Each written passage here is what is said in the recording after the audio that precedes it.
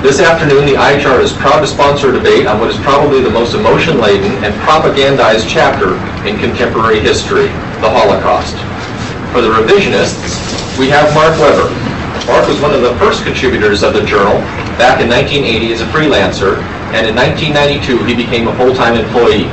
He is now director of the IHR and editor of the Journal for Historical Review. Mark studied at the University of Illinois in Chicago and at the University of Munich in Germany, and at Portland State University, where he received a bachelor's degree in history with high honors. He then went on to graduate school at Indiana University at Bloomington, where he served as a history instructor and, in 1977, received a master's degree in European history. Weber has traveled widely in Europe and northwestern Africa. He lived and worked for 2.5 years in Germany, including a year in Bonn and a year and a half in Munich. During the 5 years he lived in Washington, D.C., he carried out extensive research on the Holocaust issue at the National Archives and at the Library of Congress. In March 1988, Mark testified for 5 days as a court-recognized expert witness on the final solution and the Holocaust issue in the Holocaust trial in Toronto of German-Canadian publisher Ernst Zundel. During a visit to Europe in 1989, he accompanied American gas chamber expert Fred Lutscher and French professor Dr. Robert Forisson on an inspection of the supposed gas chambers in the former concentration camps of Dachau, Mauthausen, and Hartheim. Weber is the author of numerous articles and reviews dealing with the Holocaust story, and his writings on other historical, political, and social issues have appeared in a variety of American and European periodicals. Weber has been a guest on numerous radio talk shows and on the nationally syndicated Montel Williams television program. Millions of Americans saw and heard Weber speak about the Holocaust issue on the March 20th, 1994 edition of the CBS network television program 60 Minutes. Ladies and gentlemen, Mark Weber.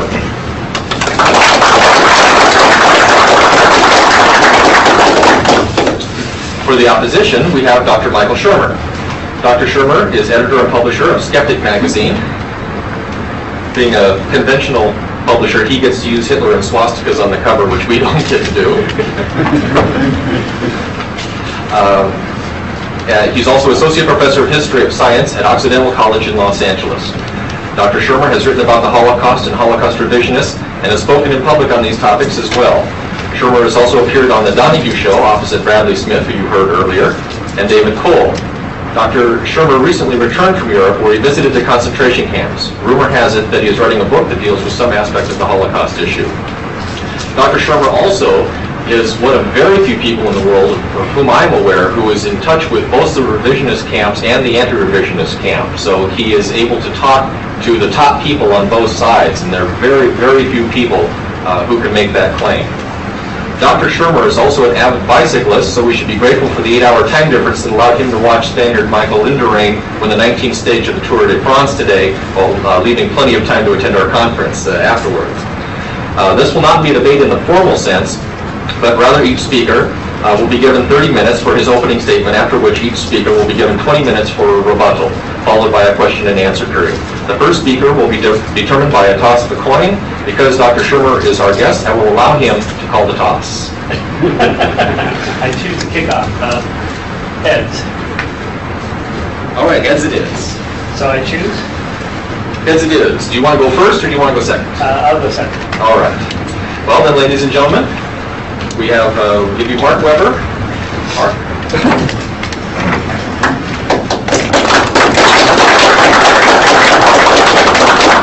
Thank you very much, Greg, as always. Ladies and gentlemen, it's a pleasure to be here today. I'm very glad we're able to organize this conference. It was done on pretty short notice. We're delighted not only to be able to speak to all those who come here today from various parts of Southern California, but also to be able to address many others who we hope to reach by the video taping of this meeting today, including this debate. We're speaking, of course, about a very serious and a very important issue, the Holocaust story. As you know, just about everyone has heard that the Nazis killed some 6 million Jews in Europe during the Second World War. As you know, magazines, television, newspapers, motion pictures have hammered away on this theme. And as the world knows, a massive taxpayer-supported U.S. Holocaust Memorial Museum run by a federal government agency has been built in Washington, D.C. near the mall. But what is not so well known is that for some years a growing number of what are known as revisionist historians has been challenging the widely accepted extermination story. This group includes scholars, as mentioned before, such as Professor Robert Faurisson of the University of Lyon in France, best-selling British historian David Irving, and even Princeton University history professor Dr. Arno Meyer, who is Jewish, now takes a more or less revisionist view of this issue. For many people, including perhaps some of those here today, the revisionist view that there was no systematic extermination of 6 million Jews seems incredible and possibly even socially dangerous. When they first hear about Holocaust revisionism, many people immediately react by saying something like, what about Nuremberg? All the evidence? What about all those terrible photographs of the bodies in the camps, such as those we've seen in the video? What about the gas chambers? Well, ladies and gentlemen, this reaction is, of course, very understandable. After all, the Holocaust story of the systematic extermination of some 6 million European Jews is presented as a fact of history in standard encyclopedias and history reference books, and even by the United States government. How can anyone dispute the indisputable? Well, first of all, it's very important to understand right up front just what we mean here. Revisionists do not, as our critics like to claim, quote, deny the Holocaust. There's no disputing the fact that the Jews of Europe did indeed suffer a terrible catastrophe during the Second World War. They were deprived of their rights and cruelly persecuted. Large numbers were rounded up and deported to often terribly overcrowded ghettos and concentration camps, where many perished miserably. Hundreds of thousands of Jews under wartime German rule died, often under horrendous circumstances, and many were killed. At the same time, though, there is impressive and, I believe, compelling evidence to show three things. First, there was no German policy or program to exterminate Europe's Jews. Second, that stories of mass killings and gas chambers are mythical. And third, that the estimate of 6 million European Jewish wartime deaths is an irresponsible exaggeration.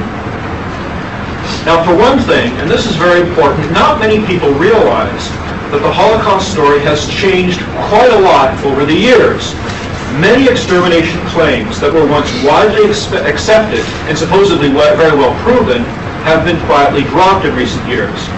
For example, at the Great Nuremberg Trial of 1945-1946, it was supposedly proved that the Germans systematically killed people in gas chambers at Dachau, Buchenwald, and other concentration camps in Germany proper.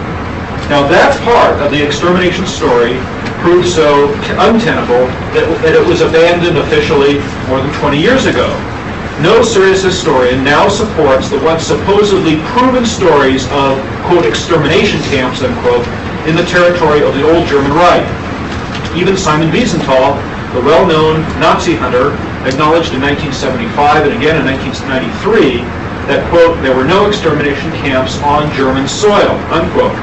Now these days, the most prominent and serious Holocaust historians maintain that masses of Jews were gassed at just 6 camps in what is now Poland.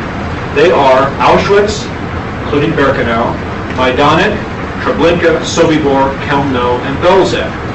However, and this is very important, the so-called evidence presented for gassings at these 6 camps is not qualitatively different or even more abundant than the evidence, the now discredited so-called evidence for alleged gassings at camps in Germany proper.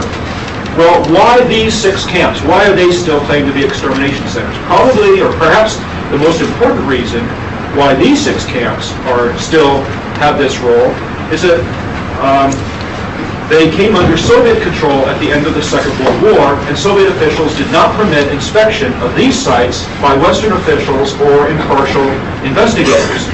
Moreover, in the case of 4 of them, Treblinka, Sobibor, Belzec, and Chełmno, nothing but leveled fields and memorials remain at the sites of these very small camps.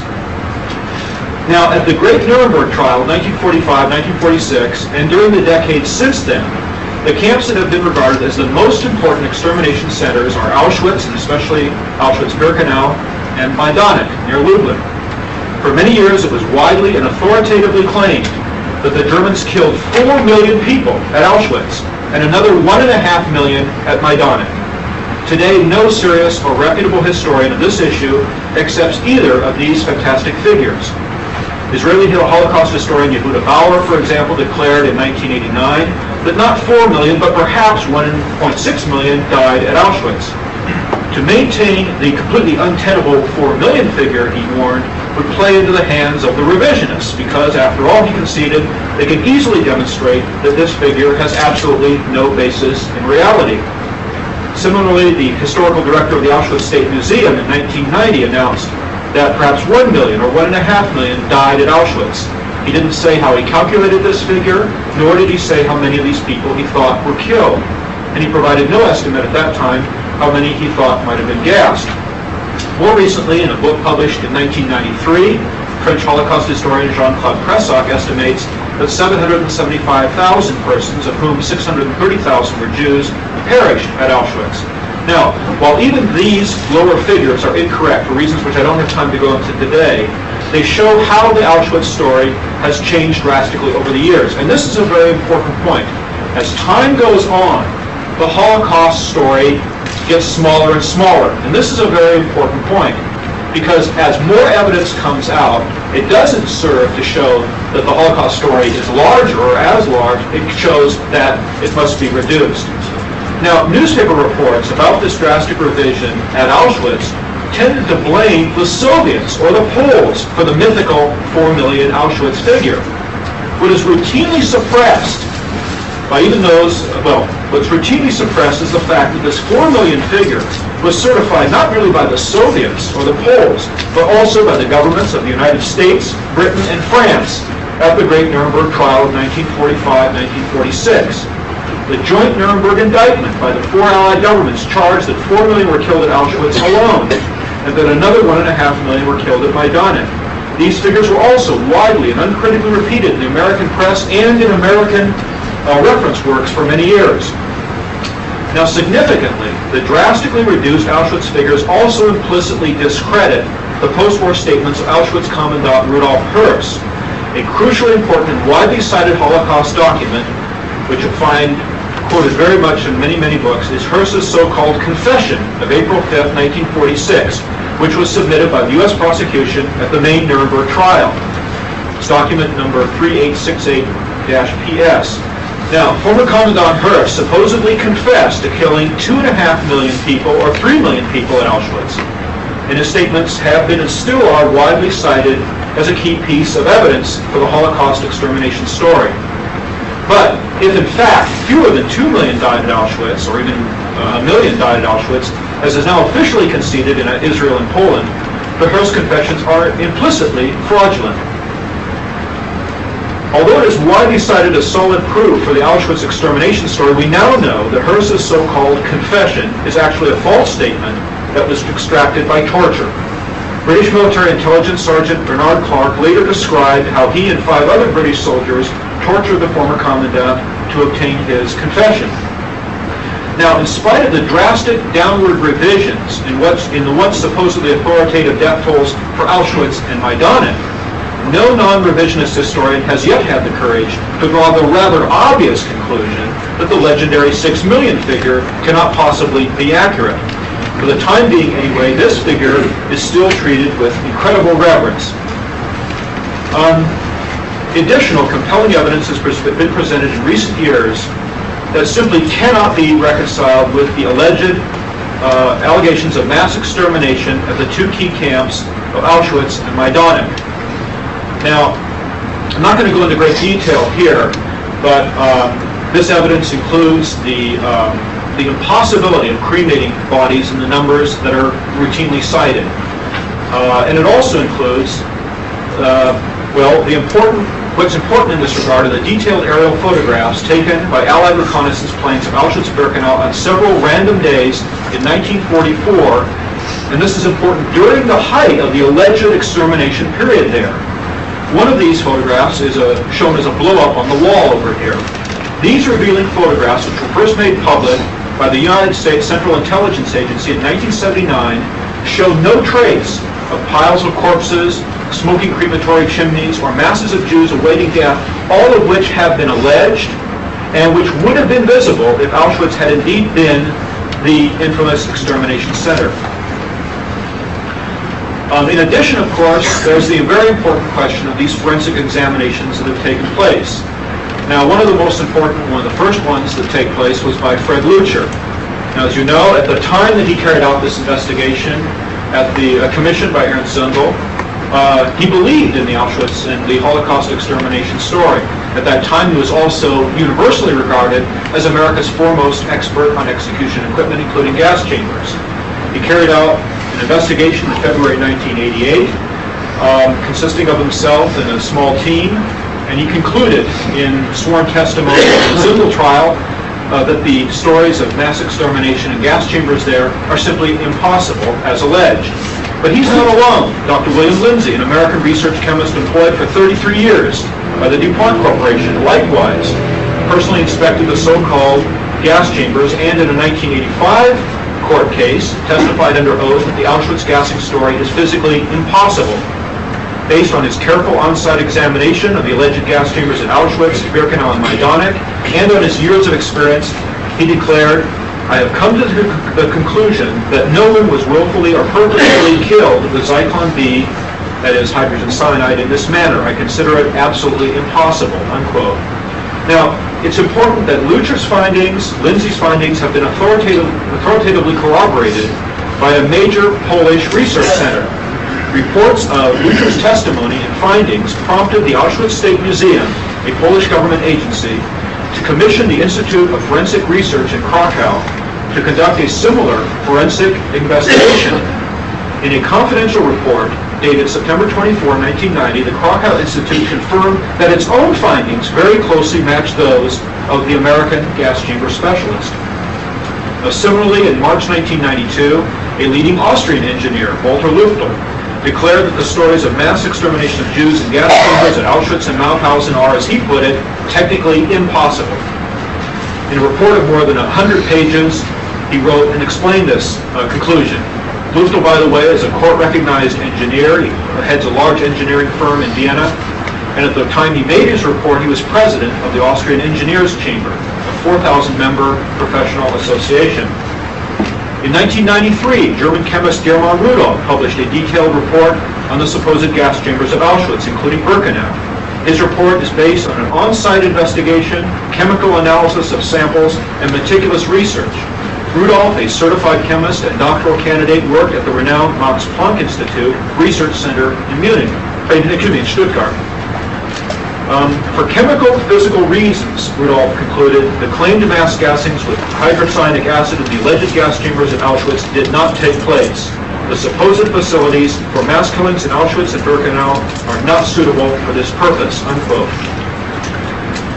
Now, at one time, ladies and gentlemen, it was seriously claimed and supposedly proven that the Germans exterminated Jews with electricity and steam, that they manufactured soap from Jewish corpses.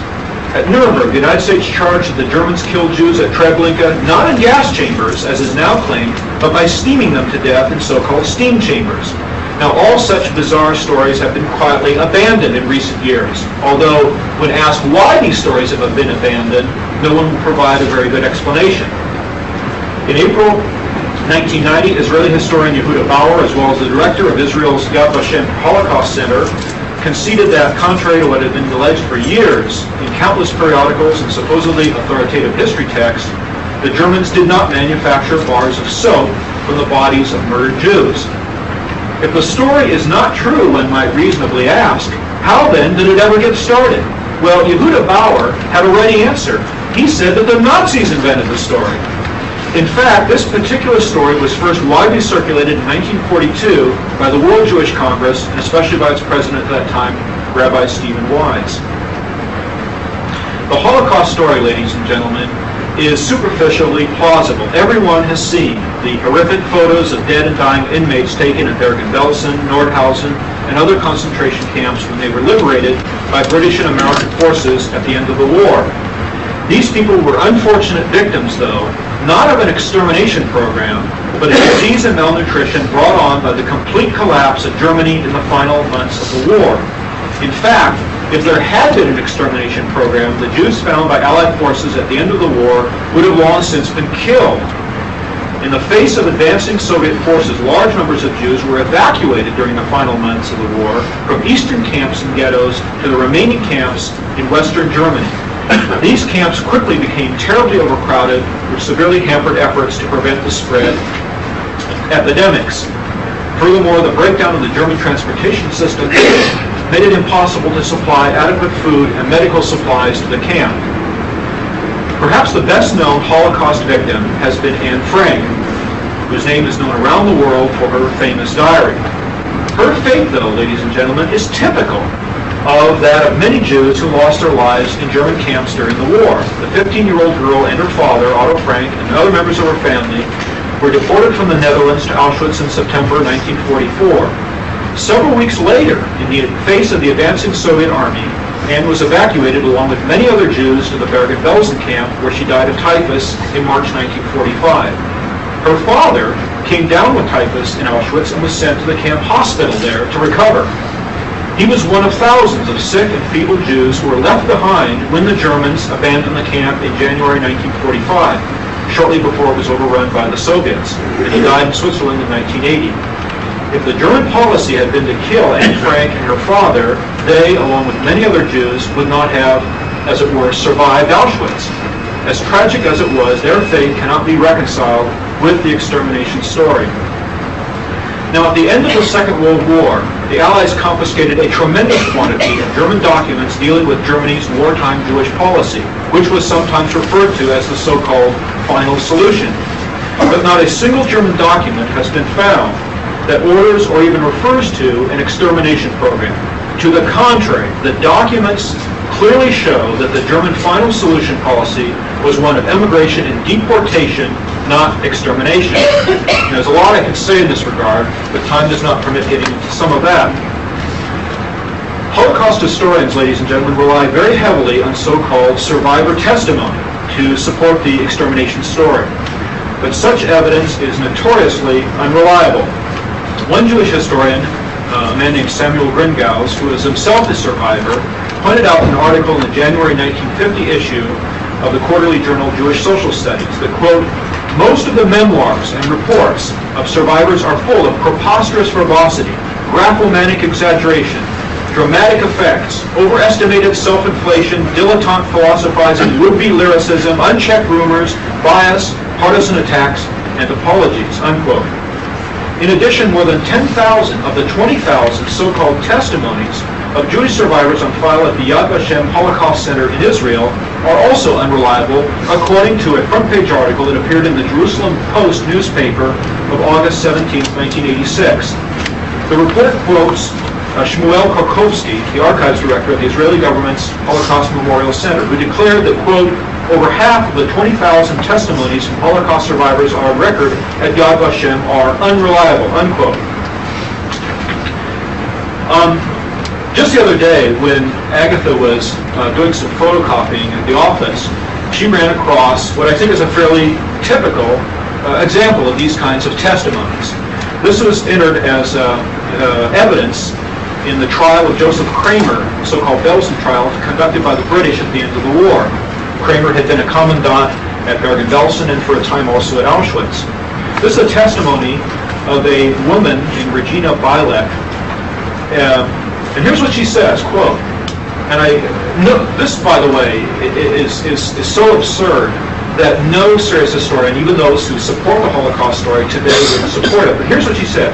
On 25th September 1943, I was sick with typhus and picked out at a selection made by doctors Mengele and Tauber, along with about 350 other women. I was made to undress and taken by lorry to a gas chamber. There were 7 gas chambers at Auschwitz. This particular one was underground, and the lorry was able to run down the slope and straight into the chamber. Here we were tipped unceremoniously onto the floor. The room was about 12 yards square, and small lights on the wall dimly illuminated it. When the door was full, a hissing sound was heard coming from the center point on the floor, and gas came into the room. After what seemed about 10 minutes, some of the victims began to bite their hands and foam at the mouth, and blood issued from their ears, eyes, and mouth, and their faces went blue. I suffered from all these symptoms, together with a tight feeling at the throat. I was half conscious when my number was called out by Dr. Mengele, and I was led from the chamber. I attribute my escape to the fact that the daughter of a friend of mine who was an Aryan and a doctor at Auschwitz had seen me being transported to the chamber and had told her mother, who immediately appealed to Dr. Mengele. Apparently he realized that as a political prisoner, I was of much more value alive than dead, and I was released. Well, that's rather typical of these kinds of stories, and it's an absurd story. It's a ludicrous story.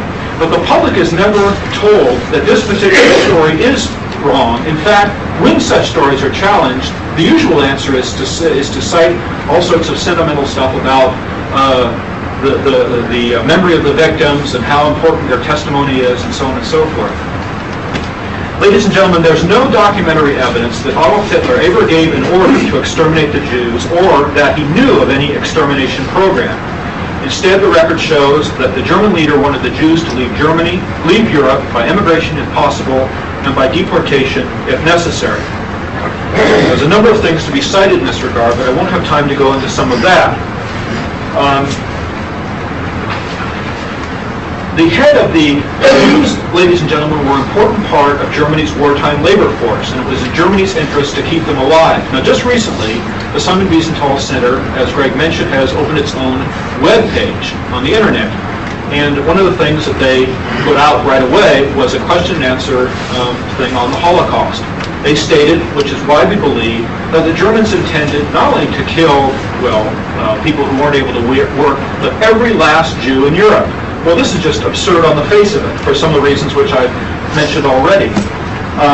I might mention just in passing that an article that was in the last issue of the Journal of Historical Review about Bergen-Belsen pointed out, and this is based on sources which are easily consulted, that from Bergen-Belsen, in fact, the Germans arranged transportation of hundreds, apparently at least several hundreds of Jews from Bergen-Belsen to neutral Switzerland and Turkey during the war. These were so-called exchange Jews. They were Jews who had citizenship from countries outside of Europe or had some connection, so they were let go. The head of the SS Camp Administration Office sent a directive dated September 28, 1942 to every concentration camp, including Auschwitz. It sharply criticized the high death rate of inmates there due to disease and ordered that, quote, camp physicians must use all means at their disposal to significantly reduce the death rate in the various camps, unquote. Furthermore, it ordered, quote, that the camp doctors must supervise, more often than in the past, the nutrition of the prisoners and in cooperation with the administration submit improvement recommendations to the camp commandants. Well, an interesting aspect of the Holocaust story is the almost universal ignorance about the numbers of non-Jews who lost their lives during the Second World War. If you ask an average, reasonably educated American how many European Jews were killed by the Nazis during World War II, the almost automatic answer is, of course, 6 million. But if you ask the same person how many Americans lost their lives in the Second World War, or for that matter, how many British or Chinese or Germans died, the response is usually an admission of ignorance.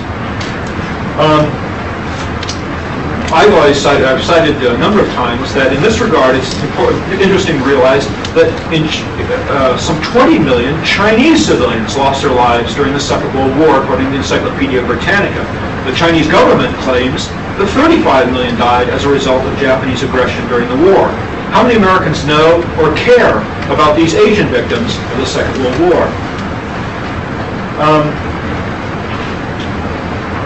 At this point, I'd like to deal with some specific Holocaust extermination claims as presented in one of the most widely distributed pieces of Holocaust propaganda in the United States. Now this, ladies and gentlemen, is a tabloid periodical published by the Anti-Defamation League, B'nai B'rith. It purports to be a reliable account of how Europe's Jews were treated between 1933 and 1945, and it bears the authoritative title, The Record, the Holocaust in History. Now, this was first published in 1978 when it appeared as a supplement in Sunday newspapers around the United States, and in the years since it has been distributed in mass quantity. This is a copy of the second revised edition of 1985, and many hundreds of thousands, if not millions of copies of The Record have been distributed. 3 pages of this publication are devoted to articles about wartime extermination of Jews. Let's take a look at the evidence presented here. On page 10 is an article that reports on the killing of no less than 2 million Jews at the Treblinka camp alone. But this article here, reprinted from the New York Times, does not claim the victims were shot or gassed, which is the generally accepted story these days, but maintains instead that victims were steamed to death, a story that no reputable historian now accepts. As I mentioned, this story was authoritatively confirmed by the United States government at the Nuremberg trial in a report document number PS3322. Also on this same page of the record is a story about mass killings of Jews at the Belzec camp. Here again we find more ADL disinformation. Citing an Associated Press report, Jews are put to death at Belzec, the ADL claims, not by gassing, but by electrocuting the victims in a special hydraulic electrocution device. This is yet another example of a phony story that no serious or reputable historian of the subject now accepts. In an effort to lend credibility to this ADL publication, there's a photograph here on page 11 of a door with a sinister skull and crossbones emblem and the words in German, caution, gas, dangerous to life, do not open. Underneath this photograph is a caption, quote, door of a gas chamber typical of ones through which millions of Jews pass to their death, unquote. Well, in fact, ladies and gentlemen, what is shown here is a photograph. In this photograph is actually the door of a non-homicidal gas chamber at Dachau, used to kill lice and clothes. It was never used to kill people. That same photograph appears as a blow-up over there on the wall, and it's been widely distributed as supposedly evidence of gas chambers, and it's fraudulent. On the next page of this tabloid is a reprinted article written in 1945 by New York Times journalist C.L. Sulzberger. Claiming that, quote, more than 4 million persons were systematically slaughtered in a single German concentration camp, unquote, referring here to Auschwitz. As already mentioned, this once authoritatively accepted claim has now been officially consigned to the trash heap of history. Now, it's not enough that these stories were known to be fraudulent and false in 1940, well, in the 1950s and 1960s. The ADL continued to propagandize these fairly easily demonstrably untrue stories into the 1970s and into the 1980s as well. Ladies and gentlemen, even after more than 40 years, the Holocaust campaign shows no signs of diminishing, but instead seems to grow more intense with each passing year. The relentless media campaign, which Jewish American historian Alfred Lilienthal appropriately calls Holocaust mania, portrays the fate of the Jews during the Second World War as the central event of history. Non-Jewish victims, of course, do not merit the same concern. There are no American memorials, study centers, or annual observances like this for the victims of Soviet dictator Joseph Stalin, even though it's well established that Stalin's victims vastly outnumbered Hitler's. The Holocaust has become both a flourishing business and even a kind of new religion for many Jews. During a speech in Jerusalem in 1988, Britain's chief rabbi, Emanuel Jacobowitz, spoke about the Holocaust campaign and talked about it as a big business. Well, I want to conclude at this point by just simply stressing that as time goes on, the Holocaust story is, although it's more and more propaganda is devoted to this, more and more people around the world have increasing doubts about this story as more facts come to light. And in this regard, the Institute for Historical Review plays a very critical and important role. Thank you very much.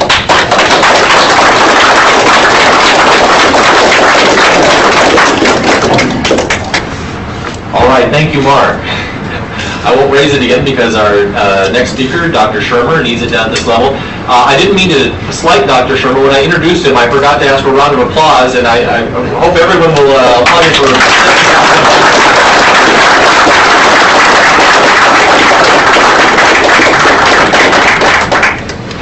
Well, thanks. Hey, I meant to tell you, Greg, that Greg mentioned I used to race bicycles. I had set my VCR so I could watch the tour, final stage of the tour today, and I didn't know the results. Unfortunately, I now know, which takes the fun out of watching it. Anyway, well, what the heck. I have to confess to being a little nervous about being here. You know, a historian doesn't specialize in the Holocaust in a room full of Holocaust revisionists. It kind of reminds me of, since we're talking about World War II, Churchill. The story of Churchill was in, what they call the water closet there in England, and several Labour Party leaders came in, and so he sort of moved a couple stalls down, and they said, well, what's the matter? And he said, well, you know, you Labour leaders, every time you see something large and productive, you want to nationalize it. And this made him, comfortable, so I don't hear anything like that here, but hey, there is a lot of contentious debate. The Forazin thing that you brought up, Greg, let me say something about that. I had posted an open letter to Holocaust revisionists on the internet, and Forazin posted a response, and that was that. So he apparently wants me to publish this in Skeptic, but it was never published in Skeptic. It was a debate on the internet out there in cyberspace, not in Skeptic, so these are two different things. So I won't be doing that. Since we have a limited amount of time, what I'm going to do is, in my first 30 minutes, talk basically about two different theoretical aspects with details to support them having to do with the Holocaust. That is, how we know that it happened, what I think happened, and two, how I think it developed, what it means, what the Holocaust is. I want to get out on the table a couple things. First of all, this is based on the letters I get, and I don't know who's here, who's written me letters or not. I'm not Jewish. I get lots of letters, dozens of letters saying, you must be Jewish. Who else would write about this stuff? Or with a name like Shermer, you must be Jewish. Well, anyway, I'm not. Before I got into this, I only knew one Jew, or at least one person that I knew was Jewish before this, and I still only know a couple. And the ADL does not run Skeptic magazine, contrary to what Willis Cardo thinks. We're not secretly funded, or if we are, I don't know about any of those funds, but we could use them. And I have no particular stake, personally or professionally, in preserving any kind of aspect of the Holocaust story. It doesn't matter to me, personally. I didn't lose anybody in the war that I know of, any related or distantly related family members. I don't care what the outcome is of the history being done on the Holocaust. It doesn't matter to me, nor do I really fear for my job at Skeptic. I can't fire myself for writing about this story. I'm really only a one-year contract employee of Occidental, so even if they were mad at me, what do they get? They can't take my tenure away because I don't have tenure. Anyway, I don't worry about those kinds of things. And finally, I am a civil libertarian, so I already support all the free speech aspects. So in the Q&A, which is always the most interesting part of these things, let's not bother with, don't you think we should discuss? Now, obviously, I wouldn't be here if I didn't think that. So what is the Holocaust? Mark adequately summarized what I've always said, what I thought was the revisionist position. Okay, so you know what that is now. That's out on the table, so I'm not spending time on that. There's no question that the Holocaust is an emotional event for lots of people, if not one of the most emotional in all of modern history. In my tour of the camps, I found my probing questions about material evidence to disturb a lot of people, not because I felt that they were covering something up or, what's this guy after? They knew who I was. They knew I was there with a couple of Orthodox Jews. It was clear we were not revisionists poking our nose in there to try to stir things up. Nevertheless, many people were bothered by the fact that we were asking these kinds of questions, so I gave a lot of thought to this, and I think it's that the camps themselves are like cemeteries, and the Holocaust is a known crime that nobody doubts, except, you guys. So it's never been, it's almost like, an analogy I could think of was like somebody going to a cemetery to pay their respects, which is really what the camps are for. That's what you're supposed to go there for. They're really not constructed to be historical archives to do research at. And really, Auschwitz is the only thing that has any place where you can go and sit down and actually do research. And I think it would be like going to a cemetery and there's somebody's grave and saying, I wonder who built that tombstone there. It doesn't look like real concrete to me, and I wonder who carved that in there, and I bet there's no body in there anyway. And this would get a reaction like, what? What?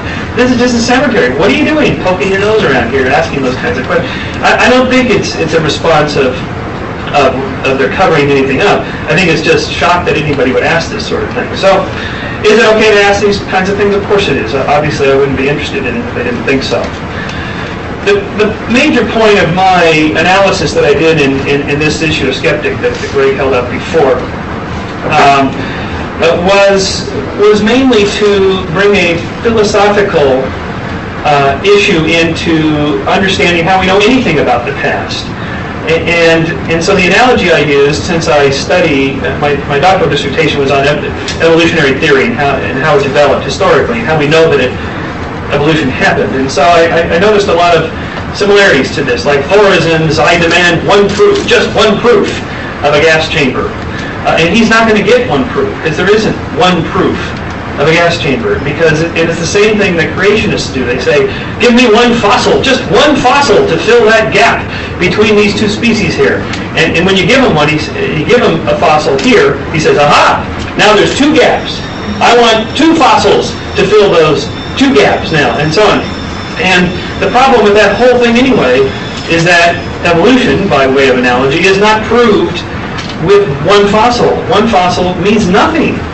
You need lots of fossils, and not only that, you need pieces of evidence from paleontology and herpetology and botany and zoology and historical geology and cosmology and so forth and so forth. And all of these things converge into some sort of a general conclusion that is constantly fine-tuned and changed. And after 150 years or so, we're very confident of the sequence of historical events in evolution and in the Holocaust.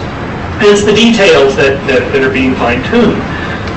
This is called what I call a convergence of evidence. The analogy I used was from a 19th century British philosopher of science named William Ewell, who wrote a book called The History of the Inductive Sciences, in which he coined this phrase, the consilience of inductions. It's kind of a bulky phrase. It means the convergence of evidence from different sources, different inductions, different conclusions, all of which converge into a particular conclusion. Okay, so one of the things that perturbs me about the revisionist position of, oh, well, this particular confession was tortured, or this particular door doesn't have locks on it, or whatever, is that while there may be problems with bits and pieces of the story, what historical event doesn't have things to be done? If there wasn't revision to be done, there'd be no historians to do them. That's what we do. We do revisions. Then the point is that we have to look at the big picture. Okay, so I'll just do one example of that in my limited time here. If you take the question is, did the Nazis intend to exterminate European Jews? Even that question can't really be answered very simply, because the Holocaust is not a single event that occurred at one time in which you're going to find a memo that says, I hereby decree that the Holocaust should happen. That's not how history works. And I'll come back to that in the second part of my 30 minutes here. The first part, I want to give you an example of this consilience of inductions, how even if one testimony is flawed, slightly flawed, totally flawed, tortured, whatever, you still have to back yourself out of, you, the revisionist, back yourself out of, why does parts of that testimony match so nicely these other parts? And how do you take and coordinate all of these different eyewitness testimonies we have? For example, I'll just show you a few of these. I have quotes here from Hans Frank, and in here we show the original documents in German and so forth. Where Hans Frank, on October 7th, 1940, to his speech in the Nazi Assembly, summing up his first year of effort, he says, "My dear comrades, I could not ausrotten or eliminate all lice and Jews in only 1 year. But in the course of time, and if you help me, this end will be attained." Okay, so Irving says, oh, well, ausrotten, he just meant to eliminate, as in transport out of the Reich. Well, if he's ausrotting lice, what is he, putting the lice on miniature trains and transporting them out of the Reich? I mean, ausrotten means ausrotten. If you say, oh, but the word changes over time, we have other examples of this. On December 13th, 41, Hans Frank told a cabinet session in Krakow, as far as the Jews are concerned, I want to tell you quite frankly that they must be done away with one way or the other. Gentlemen, I must ask you to rid yourself of all feeling of pity. We must annihilate the Jews. Well, if all you're doing is transporting them to someplace else, why do we have to rid ourselves of pity? What's so pitiful about doing that to somebody? That's done all the time in history. From Goebbels' diaries, we have similar types of statements. August 8, 1941, concerning the spread of spotted typhus in the Warsaw Ghetto, quote, "The Jews have always been the carriers of infectious diseases. They should either be concentrated in a ghetto and left to themselves, or be liquidated, for otherwise they will infect the population of civilized nations." Okay, so what does he mean by liquidation? There it clearly doesn't seem to me to mean exporting them out of the Reich in that particular case. February 24th, 1842, after a visit with Hitler in Berlin, the Fuhrer again voices his determination to remorselessly cleanse Europe of its Jews. There can be no sentimental feelings here. The Jews have deserved the catastrophe they are now experiencing. They shall experience their own annihilation together with the destruction of our enemies. We must accelerate this process with cold brutality. By doing so, we are doing an inestimable service to humanity. Recently, in the January-February issue of Journal of Historical Review, David Irving has an article here on a number of different subjects. And in here he quotes from, Irving's been nosing around in Goebbels' diaries some more. So he's got some new insights here. So, and I'm quoting here from David Irving, who is the number 1 or number 2 revisionist. I can't keep track of the batting score with you guys, who's on top. But in any case, more chilling, quoting Irving, is another diary entry a few weeks later. On March 27, 1942, Goebbels dictates a lengthy passage about another SS document that has been submitted to him and which appears to have been much uglier in its content. Quote from Goebbels, "Beginning with Lublin, the Jews are now being deported eastward from the general government. The procedure is pretty barbaric and one that beggars description, and there's not much left of the Jews. Broadly speaking, one can probably say that 60% of them will have to be liquidated, while only 40% can be put to work." In the paragraph above that, Irving cites Goebbels' statistics that there's about 11 million Jews in Europe. So you can do the math, 60% of 11 million, and so you're going to end up with 5, 6, 7 million there if his prediction comes true. What's more amazing than the passage from Goebbels is Irving's interpretation. It's a very ugly passage. And it's easy to link this diary with everything we've seen in the movies and on television. He's describing Schindler's List here. Or is he? I don't know. All he's actually saying here is that Jews are having a pretty rigorous time. They're being deported, it's happening in a systematic way, and not many of them are going to survive it. That's about the loosest description of liquidating 60% of them or so that I've ever read. And you take like Irving's book, Goering, and he has a passage here from the transition, what I would consider to be a transition from emigration as a policy to extermination as a policy, by the local Nazis, by no means all of them German, upon whom the deported Jews had been dumped. That they were ad hoc extermination operations is suggested by exasperated outbursts such as that of Governor General Frank at the Krakow conference, which I read to you earlier. Okay, I'll come back to this point about, okay, so clearly Irving is saying they're liquidating them, they're exterminating them on a mass scale. He's disputing in this particular case whether this was an intended program from the beginning or whether it developed later. I support his thesis here that it developed later for another reason I'll come to in about 5 minutes. Finally, we have the famous, of course, Posen speech when Himmler is talking to a bunch of his underlings, and he says, I want to refer frankly to a very difficult matter.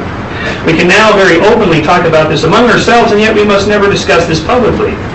Just as we did not hesitate on June 30th, 1934, the blood purge, to perform our duty as ordered and put comrades who had failed up against the wall and execute them, we also never spoke about it, nor will we ever speak about it. Let us thank God that we had within us enough self-evident fortitude to never discuss it among ourselves, and we never talked about it.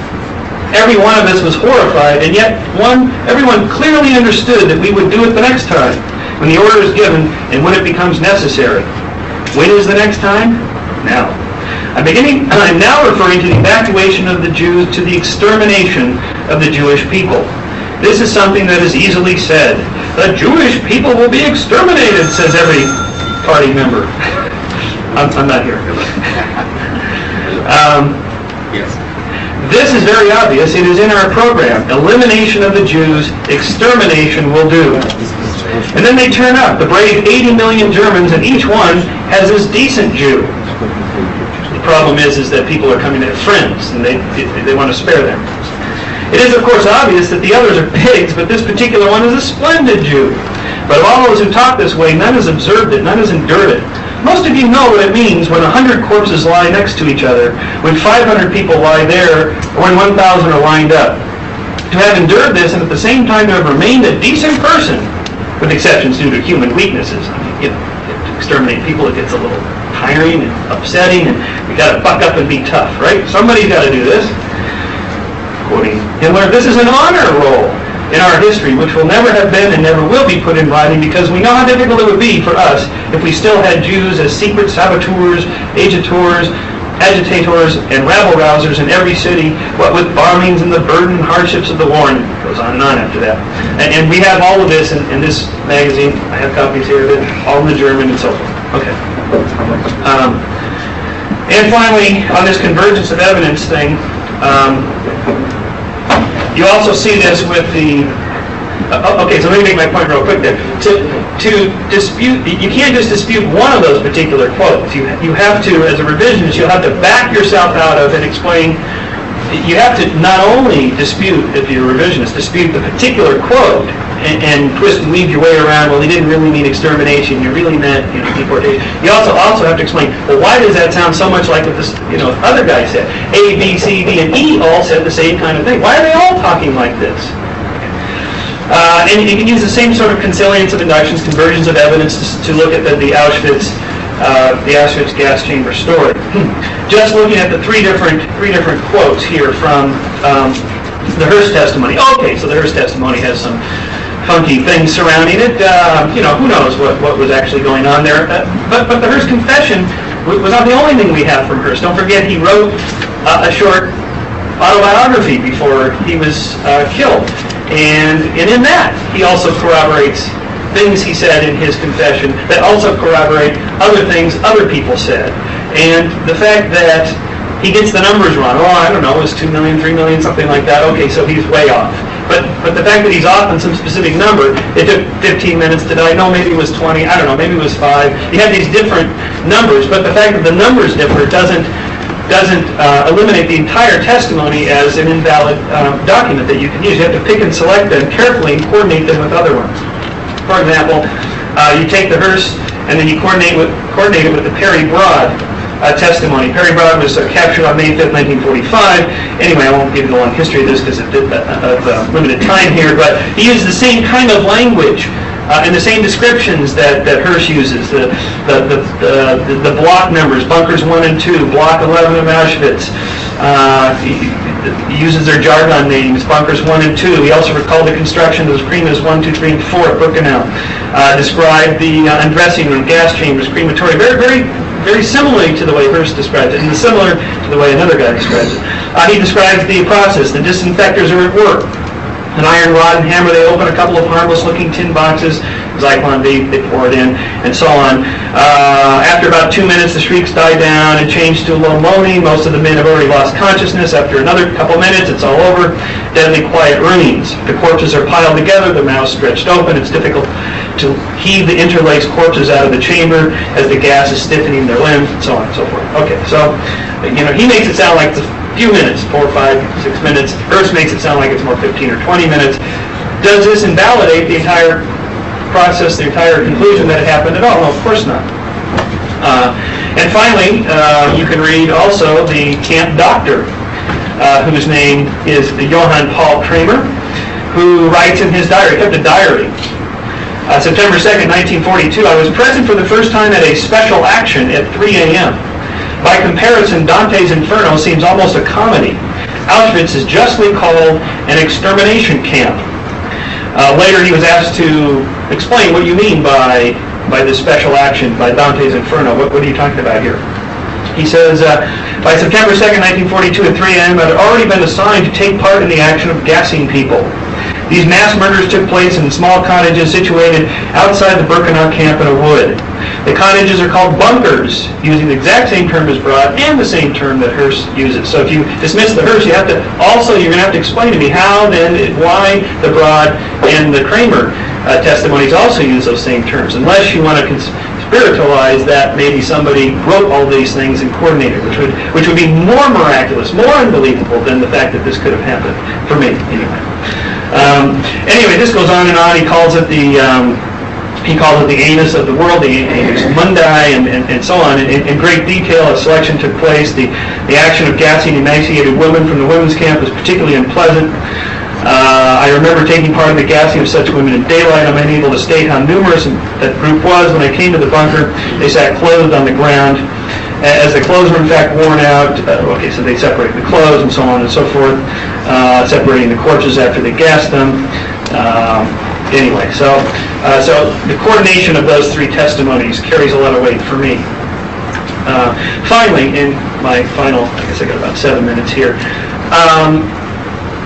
that process of coordinating data, as we do in evolutionary biology to draw large-scale conclusions of historical events, we do as historians to draw large-scale conclusions about any historical event. To me, looking into all of this and all your claims and so forth, there's no question that the Holocaust, as it's generally accepted, happened.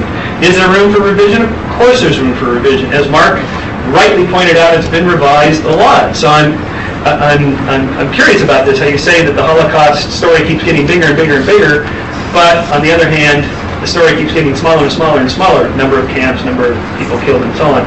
That's a little paradoxical, and we can address that in the responses, perhaps. To me, it sounds paradoxical.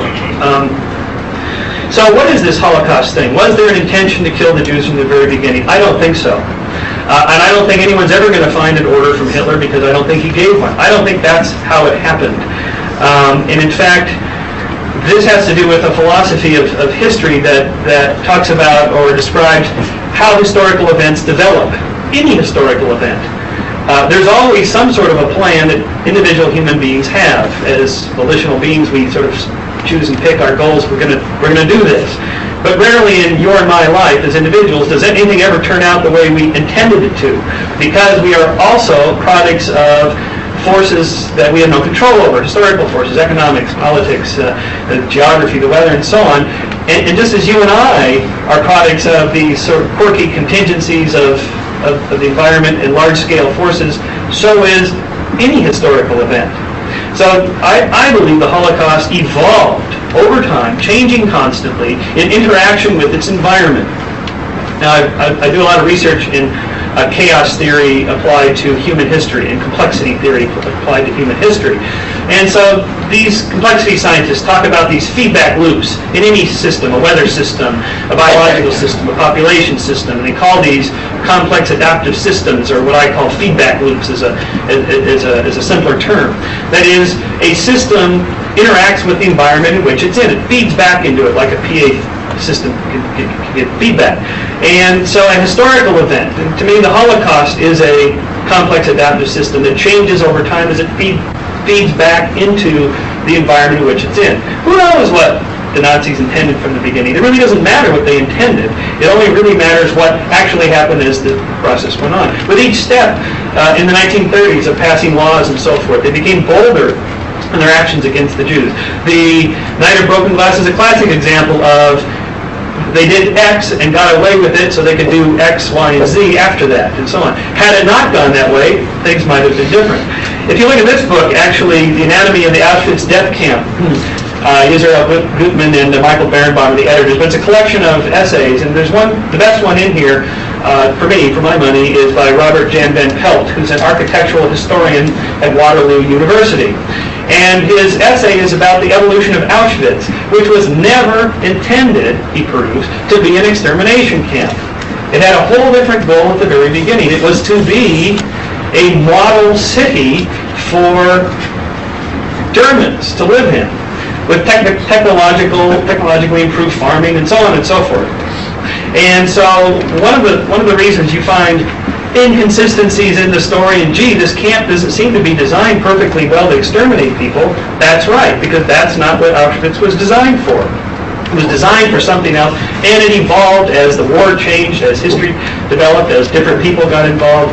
Everybody involved had their own goals, in particular quirks and so forth, and the war against Russia and so on. At any rate, and I think, and I'll close it here with this quote from Van Pelt. Van Pelt is the fellow on the NOVA program, if you saw that program on the blueprints and Auschwitz. Okay, so he's the guy who does the research on that. I just got back from spending some time with him in Toronto going through these blueprints, and his book will be out January of '96 from Norton called Auschwitz, and he reproduces all the blueprints, and he shows through the blueprints that the camp evolved over time from just a model city to a labor camp to eventually an extermination camp, but much later in the story than even traditional Holocaust historians say. So Van Pelt is a revisionist, but not like what you guys mean by that. He's a historian changing the story, because that's what historians do. He says, banished from the world of description, analysis, and conclusion, Auschwitz has become a myth in which the assumed universality of its impact obscures the contingencies of its beginning. I use the word myth in the sense that Barthes gives to it in his essay, Myth Today. Mythification, he argued, occurs when language empties a narrative of its historical contingency to fill it with an unchanging nature. In passing from history to nature, myth acts economically. It abolishes the complexity of human acts. It gives them simplicity of essences. The result is an account of blissful clarity in which there are no contradictions because statements of fact are interpreted as explanations. Things appear to mean something by themselves. Few events can rival the mythic power of Auschwitz. And you guys call the story of Auschwitz a myth, but you mean something very different from what Van Pelt means. And I agree with Van Pelt that there's a mythos surrounding Auschwitz, but only because of the lack of understanding that history evolves as one of these complex adaptive systems changing over time constantly. And so says, and I'll put it here, Van Pelt, in this essay, I aim to recover some of the historical quality of Auschwitz. A characteristic of a mythic site is that it has always been, since its significance is assigned at the beginning of creation, to be redeemed at the end of history. Auschwitz was not preordained to become a major site of the Holocaust. It acquired that role almost by accident. And even the fact that it became the site of mass murder at all was due more to the failure to achieve one goal than the ambition to realize another. To reclaim the reality of Auschwitz, we must become attuned to the contradictions of what may be defined to have been, between 1941 and 1943, a site in search of a mission. And that's the title of his essay in this particular book, which I highly recommend. This is Indiana University Press, if you're interested. The writing of history, from our perspective today, is called Whiggish history. That is, we already know the outcome, so let's go back in time and reconstruct it the way we know it's supposed to come out. But that's not what actually happens ever in any history. And that's where the real revisionism belongs. Thank you.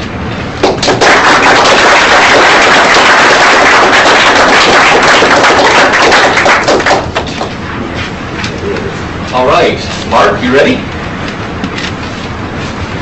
All right, Mark will now get 20 minutes.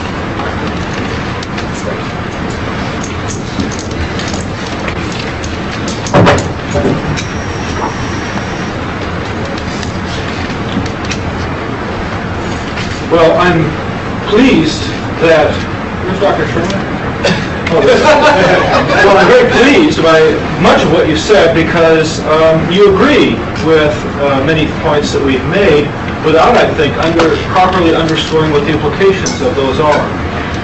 During my presentation, I made a number of points about specific Holocaust stories and claims that have been made over the years, supposedly proven. People were hanged for these stories, punished for these stories, and people are still punished for these stories. And your response is basically to say, well, of course they're wrong. Of course we know that's not true. But at what point was it proper to have challenged these stories? Right now, Mr. Van Pelt or Dr. Shermer may say and admit that this particular story is not true. We all know that and so forth. But these people were not willing to make any such admissions 5 years or 10 years or 20 years ago. Instead, what happened was the building up of an enormous industry built around this. An industry a mythos, to use the term that both of us would agree with, that is supported not only by Hollywood, by motion pictures, and by magazines, but by the force of law, so that people are put in jail, punished, their lives ruined for making statements which challenge this mythos. That's a very important point. Now, I think it cannot be emphasized enough just what's behind this campaign. In 1994, the national director of the Zionist Anti-Defamation League of B'nai B'rith, Abraham Foxman, expressed himself with rare and revealing candor on this subject. The Holocaust, Foxman declared in the ADL Bulletin, quote, is a singular event. It is not simply one example of genocide, but a near-successful attempt on the life of God's chosen children, and thus on God himself. It is an event that is the antithesis of creation as recorded in the Bible, and like its direct opposite, which is relived weekly with the Sabbath and yearly with the Torah, it must be remembered from generation to generation. Unquote. Well, ladies and gentlemen, when such people say never forget, they mean never, at no time until the end of time.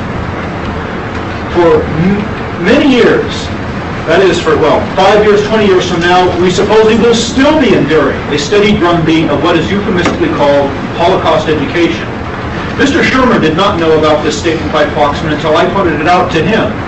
And he mentioned it in passing in his Skeptic magazine, but described it merely as, quote, an unfortunate choice of words. Well, what the ADL director wrote is actually a fortuitous choice of words, because it refreshingly reveals the arrogant and bigoted mindset of the ADL, and indeed of much of the entire Holocaust campaign. This mentality explains, or helps to explain, why the Holocaust plays the quasi-religious role it does in our society. And by the way, I challenge those who are so quick to smear and defame the Institute for Historical Review to find any such arrogance of language in the pages of our Journal of Historical Review. Mr. Shermer, interestingly enough, had very little to say about something I think is very important. He talked about German policy, and there are several things that need to be said about that. But the specifics of gas chambers at this particular place or that particular place were in effect ignored by Mr. Shermer. He talked about the testimony of Broad and Hearst, but the important investigation of whether this particular place was used to gas people in this particular way was not addressed by him at all. And Mr. Shermer has told me, in fact I was expecting him to deal with some of that, because when he went to Auschwitz or to Mauthausen or to Majdanek and asked specific questions, as he's told me, and as the experience of anyone who goes and tries to learn these things, they received unsatisfactory answers. Now, one of the most important things, and I go back to it because, in fact, it's kind of an obvious point, is that the evidence for so-called gassings at Auschwitz that Mr. Shermer has cited is no better than the evidence for gassings at Dachau. Remember, at Dachau, in fact, the evidence presented at gassings at Dachau, where Mr. Shermer will concede no one was ever gassed today because that's what the government now says, the evidence presented for gassings at Dachau was in fact better than the evidence presented for gassings at Auschwitz. There was a doctor who testified that he himself personally saw people gassed there. You can go there today and see a room. That's at least something. You can't really see much of a thing at Auschwitz. At Auschwitz I, the main camp, there is a room that's shown to tourists and has been shown to tourists for years as a gas chamber. Mr. Shermer didn't address this at all. But just recently, L'Express magazine in France, in fact, they're only sort of saying publicly what others have said, this is a post-war reconstruction. And to quote the writer of this article in L'Express, everything about this gas chamber is a fraud. Now, all discussion about that particular gas chamber seems to have disappeared, and Mr. Shermer doesn't really address it at all. He does talk about policy, and he mentions Hans Frank. He mentions this journal of Hans Frank, one particular quotation. Well, what Mr. Shermer doesn't say, or perhaps doesn't know, is that Hans Frank, when he surrendered to the Allies at the end of the war, turned over his own journal to the Allies because he felt that his own record would exonerate him. His own testimony at Nuremberg was that he did not know of any extermination policy or program during the war. In fact, he testified that when he heard of Allied propaganda that people were being gassed at Belzec, he personally investigated to find out if the story was true and determined that it was not. The interesting thing is that at Auschwitz, at the Nuremberg trial, those people who were in a position to know testified that they had no knowledge of any wartime policy. So what Mr. Shermer does is he picks a little of this, a little of that, and says it's what he calls a convergence of evidence.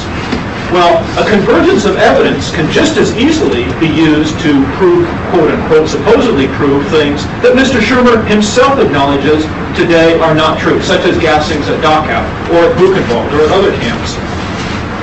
He will agree with me, I think, without any hesitation, although he doesn't like to put it quite this way. And this is a central point. Many of the specific Holocaust claims and stories that we've been told over the years and presented as documented, proven facts of history are in fact either exaggerated or demonstrably not true. It's not enough to simply say, well, history changes and the story changes and we're always investigating new things. Stories that have been presented as proven fact and for which people were executed and killed, we know today are not true. But no one from the World Jewish Congress or the ADL apologizes for any of these stories. The ADL demonstrably makes claims and has made claims that are not true. But who challenges them about these stories? Not Dr. Shermer. He doesn't say the ADL is wrong. He likes instead to pick on the IHR. But the IHR doesn't have the ability to impose these stories, even to the extent of demanding taxpayer money to support them in museums and television and Hollywood and so on and so forth. Only the ADL, or groups like the ADL and so forth, they have that ability. Now, when we challenge such stories, we're called haters, we're called bad people, called bad guys and so forth. But when the ADL makes statements that are demonstrably untrue and which have terrible social consequences, and anybody dares to point that out, they're attacked like we are. But Skeptic Magazine confines its skepticism not to the Holocaust stories that Michael Shermer himself admits are not true, confines his skepticism only to the IHR. Now it's true, the IHR may make mistakes from time to time, but the process that the IHR is pursuing in this matter is exactly the one that's consistent with the scientific method that Skeptic Magazine claims to uphold and claims to support. The people who do not support that method are groups like the ADL, the Holocaust Museum. They support what is indeed a mythos. And the evidence of that is made by many leading figures of the Holocaust lobby itself, such as Abraham Foxman, who regards, in effect, Jewish lives as more important as those of any other group or people.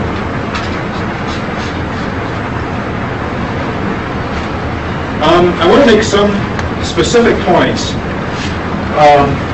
about this gas chamber business. It's not merely a secondary issue. We know that many gas chamber stories that have been told over the years are not true. The story has now developed into a discussion of just a very few places. And I think the most important of them in this regard are at Majdanek and especially at Birkenau, Kremis 2 and 3.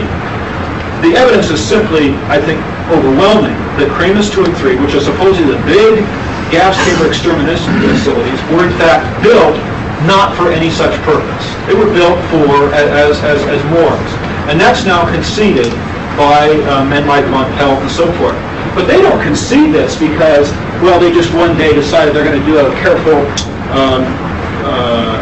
rational, impartial discussion of the issue. They did so because of the kind of pressure that revisionists have brought, because it's revisionists that have made this and demanded that they present evidence for these claims. Recently, Michael Berenbaum was asked a question by the head of something called the Adelaide Institute in Australia. And one of the questions was this, the first one: why don't you have homicidal gas chambers and some other crematory ovens on display in your large museum? Michael Berenbaum is project director, research director of the United States Holocaust Memorial Museum. Quoting again from the Adelaide Institute, we believe it makes no sense to have a Holocaust museum without the murder weapon, the gas chamber. Isn't it a little like a rocket museum without a rocket or the Vatican without its crucifix, unquote. Well, Mr. Berenbaum's answer was this: We do have crematory ovens in the museums. We could not bring over gas chambers because there was no original that was available for us to bring to the United States. Instead, we made a model of the crematoria and labeled it a model. Well, the implications of that is that none of the places shown in Europe today, supposedly as gas chambers, were really gas chambers. But there is no original thing existing. So we're talking about something that no longer exists, supposedly. Now, that is a very different story than was told even a year ago or 2 years ago, when it was claimed to tourists and everyone else, this is a gas chamber, this is where people were gassed. Or in the case of Dachau, where the Germans supposedly intended to gas people, but never quite got around to it. Or other places as well, Mauthausen, for example. Dr. Shermer has had an experience similar to mine at Mauthausen. The stories they give there are, well, contradictory, ludicrous. I don't know quite what the word to use to describe them, but it's just, I'll just go on in this passage to say that historians today basically have just given up talking about Mauthausen. The 1957 Encyclopedia Britannica, though, told a very different story. It said that nearly 2 million people were put to death at Mauthausen, most of them Jews. This is a story, ladies and gentlemen, that nobody believes or seriously regards anymore. One of the most disturbing aspects of all of this is that the implicit defamation, not only of Germans, but increasingly of Hungarians, of Poles, of French, of Catholics, and so forth, that's implicit, and oftentimes not so implicit in the Holocaust story, is just passed over as if it doesn't matter. Well, this is a double standard, because any similar kinds of claims made about Jews is immediately castigated and regarded as hate speech, as defamation, and the motives of anyone who makes any such claims is disparaged. But when Abraham Foxman or the ADL or the Sun Wiesenthal Center make the claims they do, which are horrible statements about, well, for them, they regard all of non-Jewish humanity essentially as collectively responsible for what is regarded as the worst crime in history. That's passed over as well. That's just the way it is. They make these claims. It doesn't matter. So what I asked Dr. Shermer to do is to join with us in being just as observant, just as careful about defamation, both real and implicit, of non-Jews as one might be, as the ADL is, about defamation, real or imagined, of Jewish people.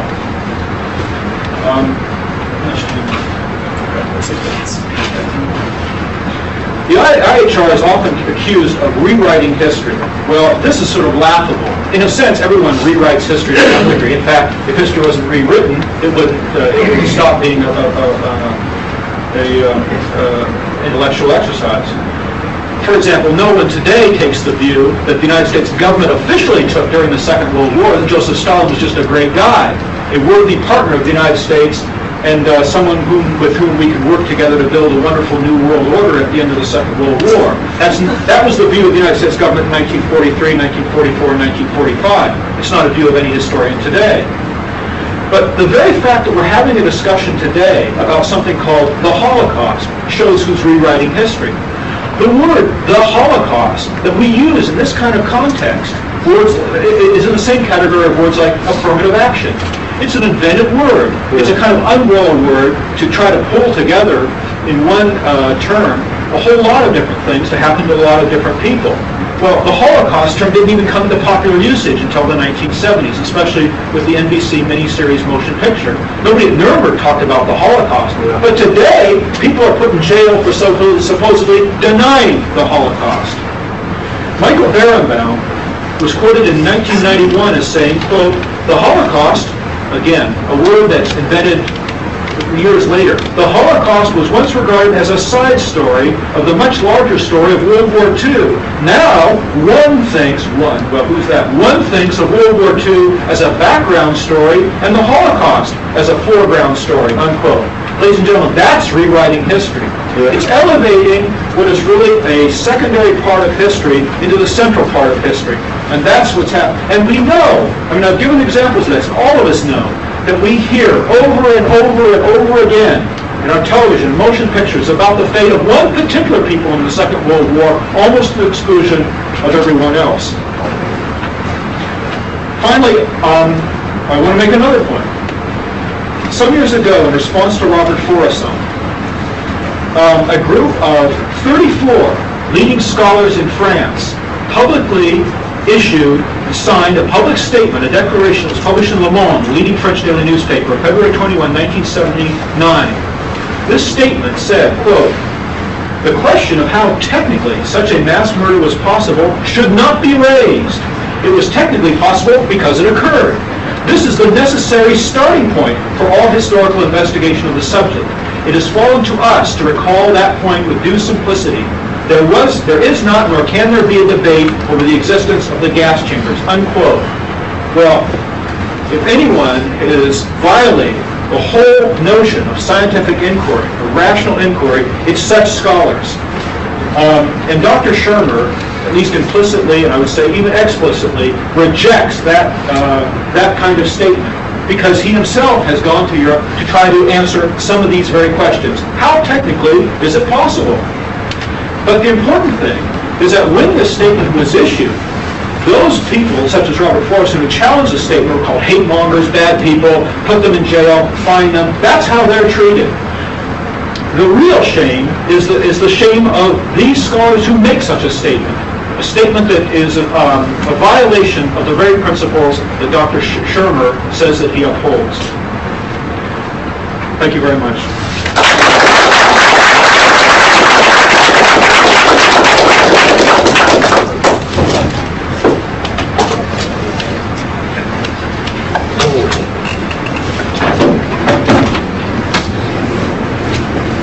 Wow, okay.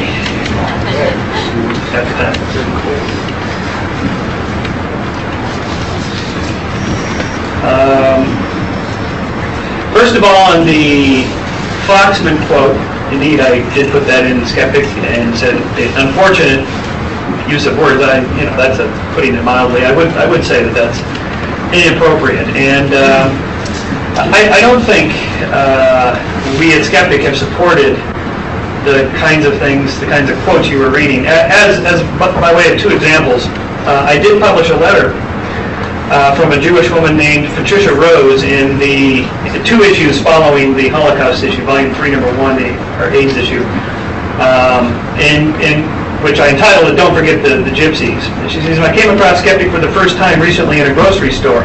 Because I'm Jewish, the swastika on the cover caught my eye. Being the teacher of the Being the teacher of the Holocaust in the religious school of a Houston synagogue, I was drawn immediately to the title of the cover story."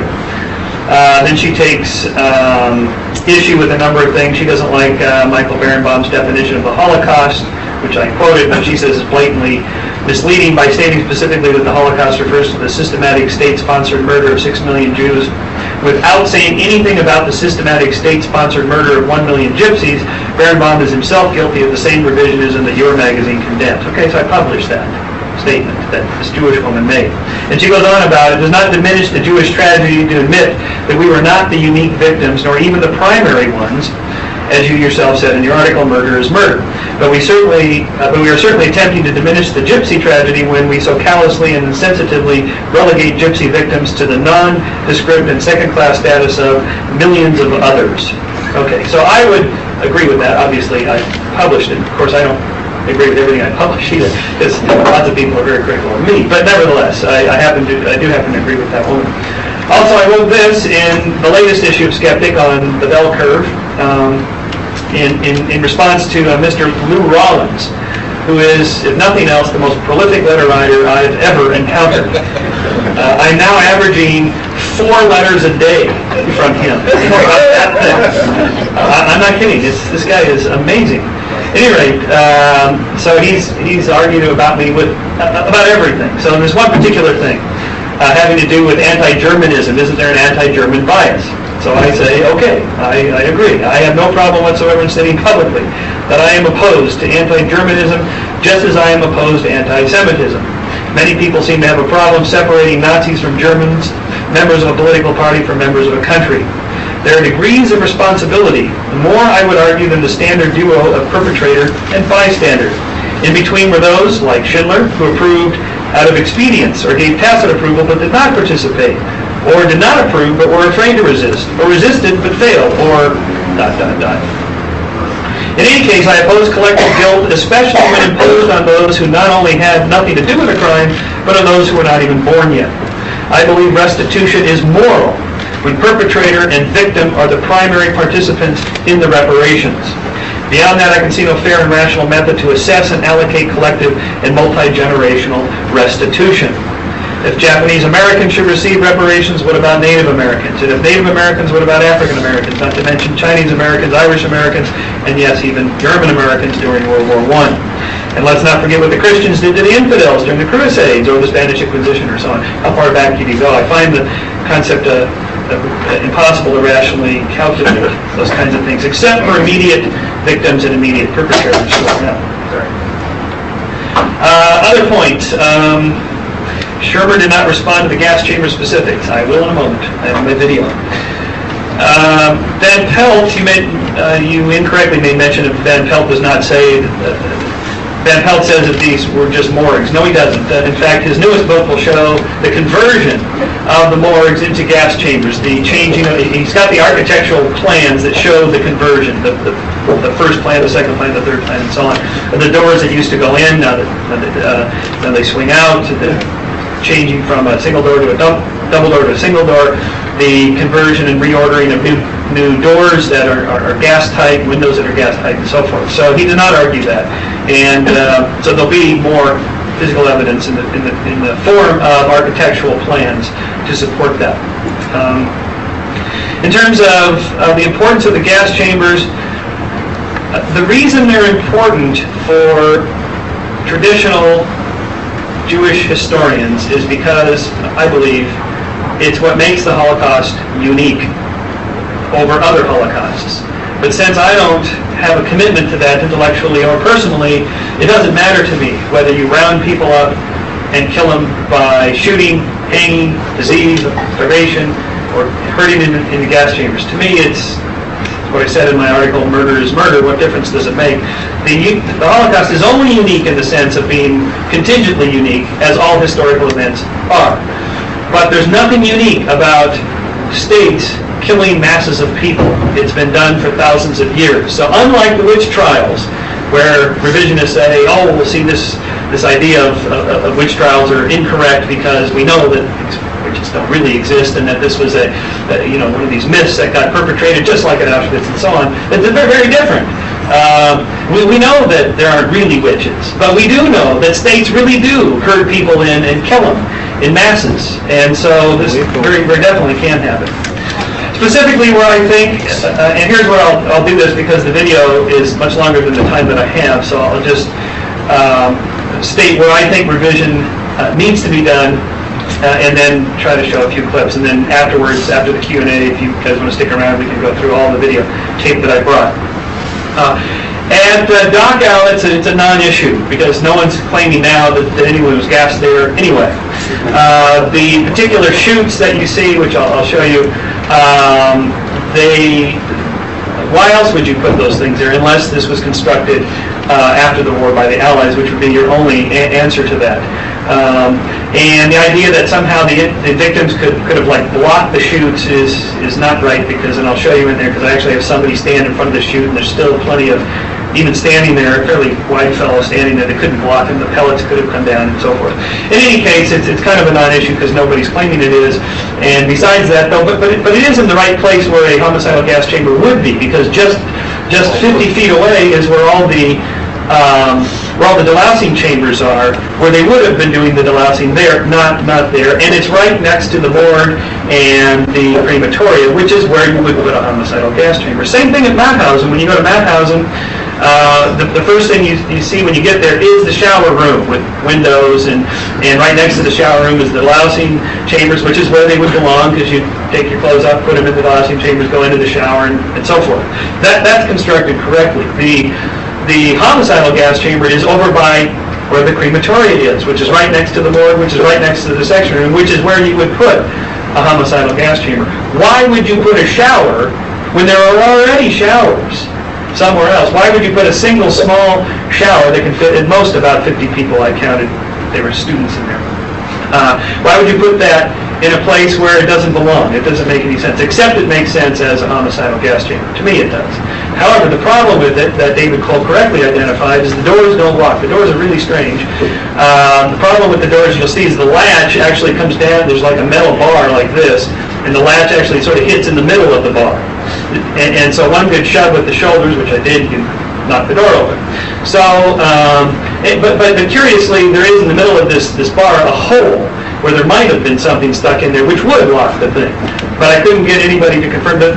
The problem with this trip I had was that the plans got changed as we were developing, contingencies and all, and the right people that to answer my questions were not there. So I always had underlings who only knew, this much, and so a couple questions and they were out of knowledge. And so, there I was told, well, these are the original doors, the locks are missing. And somebody else said, no, these aren't the original doors. The original doors are gone. Well, where are they? I don't know.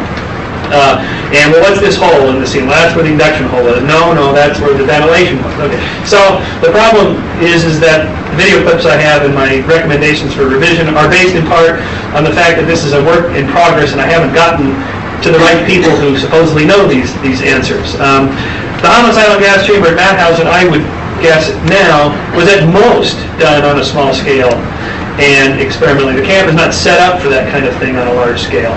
The other curious thing is we still need to figure out, the ventilation hole is there, you can see where it was, but there's nothing, if you go outside, there's nothing there where it would have been ventilated out into, and I haven't been able to figure that out yet either. The crematoria chamber is where it's supposed to be, where the crematoria were, but not for that particular thing. So that still needs to be worked out. There's a large set of pipes in the room that is structured exactly like a set of pipes in a room at Auschwitz that's a heating unit.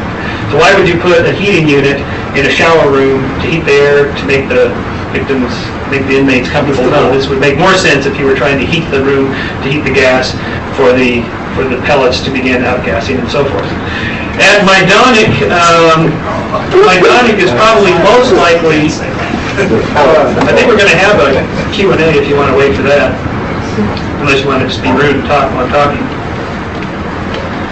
At Majdanek, as you'll see in the video, I'm just certain that the outside wooden room to which David Cole refers to in his 38 so-called unanswerable questions, the one that has the plate glass window, this was not a homicidal gas chamber. It's just not. And there's a big sign that says it is, and they're just wrong. And when I asked, there was nobody there at the camp, but I mean nobody there. We just walked in. There wasn't a soul on site. So I haven't been able to ask anybody about that. But I showed some other Holocaust historians my video on this stuff, and they said that was not a homicidal gas chamber. It wasn't.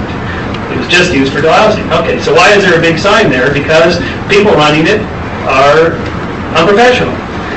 And they don't know what they're doing, or they're not being accurate, they're not being fair, or they're just not interested in doing revisions. They're not historians. I mean, there's a variety of reasons. So, at Majdanek, much needs to be done. The reconstructed gas chamber at the top of the hill with the crematoria there, I mean, makes no sense for where the other gas chambers are way down at the bottom of the hill. I mean, it's a long schlep down there. I mean, it's like a quarter mile over there. This doesn't make any sense. There are eyewitness accounts that there was gassings at Majdanek, but the numbers are not like what you see in the signs. The numbers in the documents that I've seen are like a couple thousand, not tens of thousands or even hundreds of thousands. So, again, I suspect at Majdanek, if there was homicidal gassings, it was done on a small scale. There's this big wooden thing with the window and all that stuff. Obviously, that wasn't used. But in the back, there are two concrete gas chambers filled with Zyklon B stains, and the doors certainly do lock. You can lock them. The little latch comes down right flush against the metal bar, and you can't push it open. And the little windows have grids on them and so forth. You couldn't break the glass, and even if you could, the room is not under pressure. Whereas if you broke the little peephole, like the gas is going to rush out, that wouldn't make any difference anyway. And at Auschwitz, I think what Van Pelt is doing is important in terms of reconstructing the evolution of the camp using the architectural blueprints. I think a good thing historically to do would be to reconstruct one of the cremas. Now, when I show you we'll get to the videotape later anyway, of the roof, the only thing that's even remotely close to being still sort of intact, you can see something is Crema 2. All the others are just rubble, and this is almost practically just rubble. And so when I was reading David Cole's questions about Crema 2, he describes, well, you can see this hole here and this hole here, but when you actually get there and see it, it's quite different. It's just rubble. I mean, it's really bad shape. It's virtually impossible to make out if this was supposed to be a hole here or over here. Anyway, I'll show you that. And so if there was any way to reconstruct that, that would help us to understand how it happened. The wire mesh columns is a very curious thing that I think needs to be worked out more. They have a little model there in the museum, but I actually climbed through one of these holes where supposedly there would have been a wire mesh column, and the people there were quite shocked that I would do this. You did what? Yeah, climbed through the hole. I moved the brick around to see if there was any wire mesh. Of course, there isn't. And I assume I'm not the first to do that and look for that kind of thing. The description in the literature of these wire mesh columns is quite detailed. 1.23 meters high, 2.3 meters square, the little wire mesh were like 1 millimeter by 1 millimeter, and so forth. So I assume they must have one to describe it in that kind of detail, and they don't. It's all based on verbal testimony, eyewitness testimony. So I'm, skeptical of the wire mesh descriptions, because how do you get that kind of detail from a verbal account, from memory? So the actual process of the gassing thing, process at Auschwitz, I think still needs to be worked out. And finally, and I'll presume, yes, I have 5 minutes. I think two things. I think, again, as I said before, that the Holocaust is such an emotional event that to go there and probe, even as a believer or whatever, it's still disturbing to a lot of people, and I think the subject itself needs to be sort of revised in terms of making it okay to study those kinds of things. I've talked to so many people about, I'm working on this book about the sort of physical, scientific, technological aspects of the Holocaust, how it developed, and this kind of thing, and most people's response, just like the lady on the plane next to me when I'm flying somewhere, why would you want to do that? Isn't that kind of a morbid thing to do? Anyway, well, this is what historians do, and yeah, but geez, it's kind of sick. Why do you want to know that? And I think the general reaction, not just to you guys, but just in general, why do you want to know that? This is sort of a weird, curious thing to be involved in. And now you guys bring up the free speech stuff and all that. Clearly, revision has been going on. How is it that some people can get away, so to speak, with revising the Holocaust? It's been revised umpteen times now. Soap, no soap. This chamber, no gas chamber, and so on. The problem you are having as revisionists is if you've been labeled, you've been associated with people like Cardo and other such extremists that the label is now stuck there, and the assumption is that there's an ideology behind the questions you're asking. It's okay to ask questions, but it depends on who's doing the asking. And this is the social nature of science and all knowledge, that who is asking, who is doing the saying, really does matter. It may be unfortunate.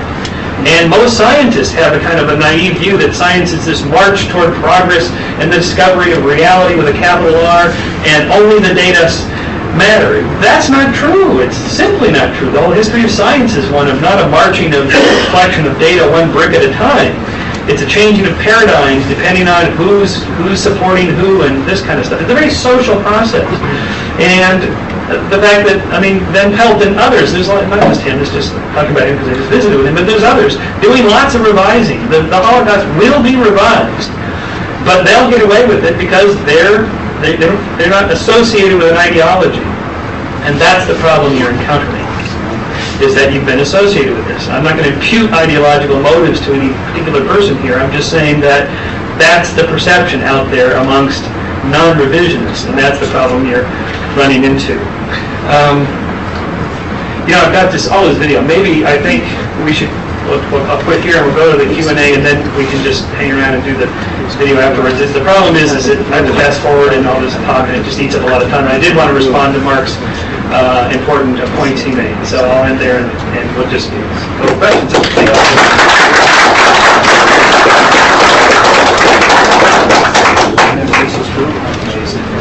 I want to thank both Mark Weber and Dr. Shermer for coming to this debate. I think it's been very interesting on both sides, and I'm glad that everyone here could arrive and participate in this. I think this will turn out to be a pivotal or historical event.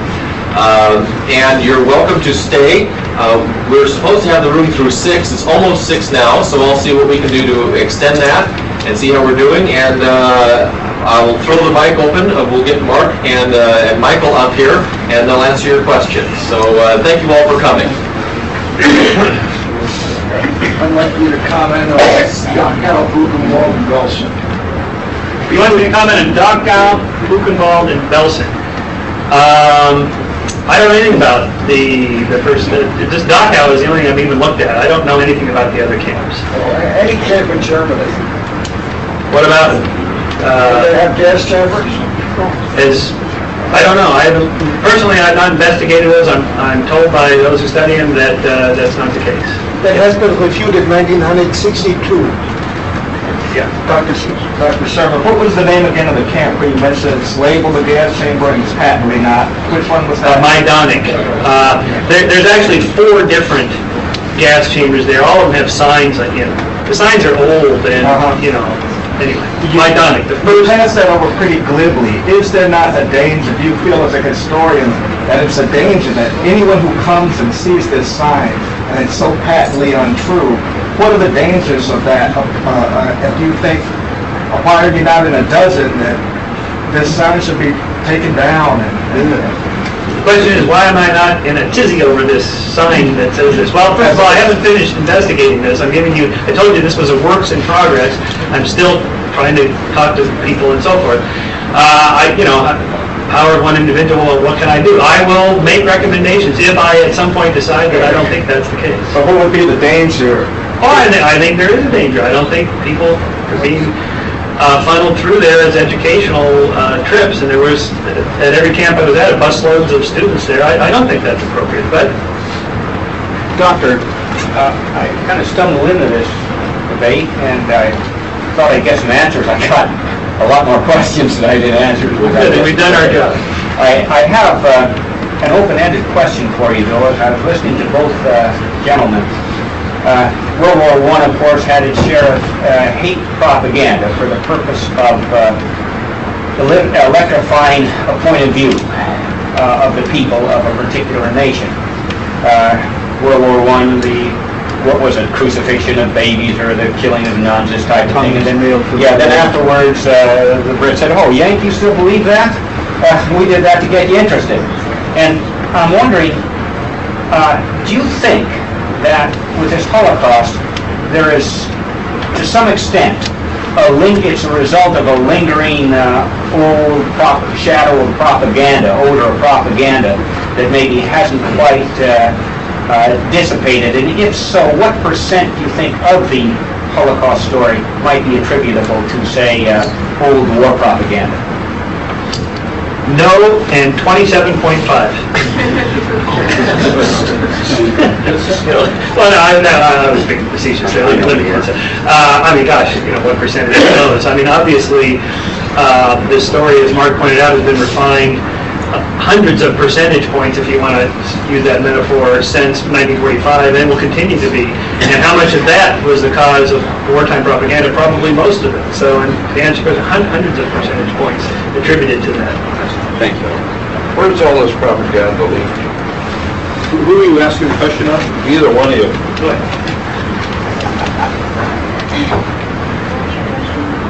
Dr. Shermer made reference to what he calls the problem that we have because we've been labeled as having an ideological agenda, real or imagined.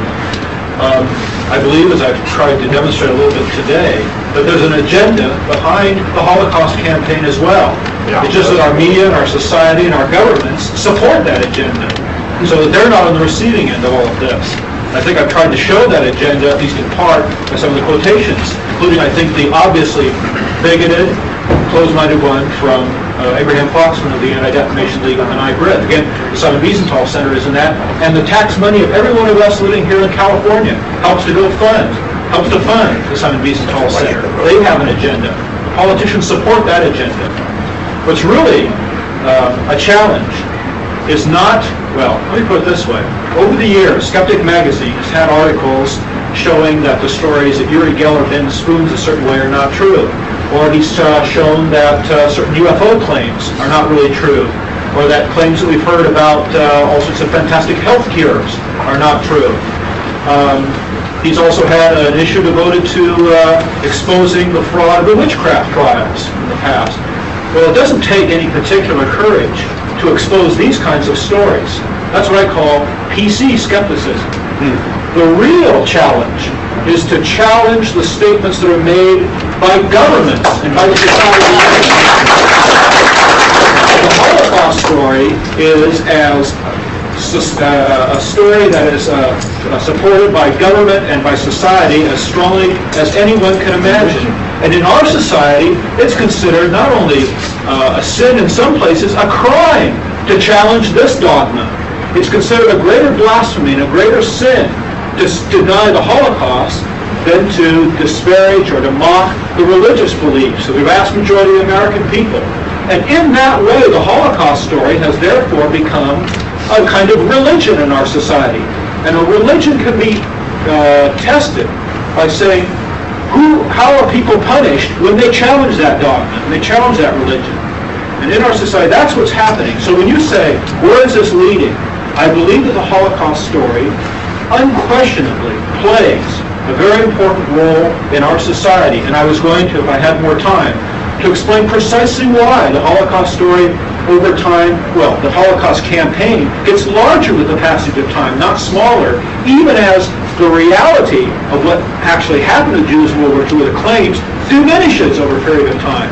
And as the time gets larger from the end of the Second World War, there seems to be no diminishment of the emphasis of the fate of one particular people.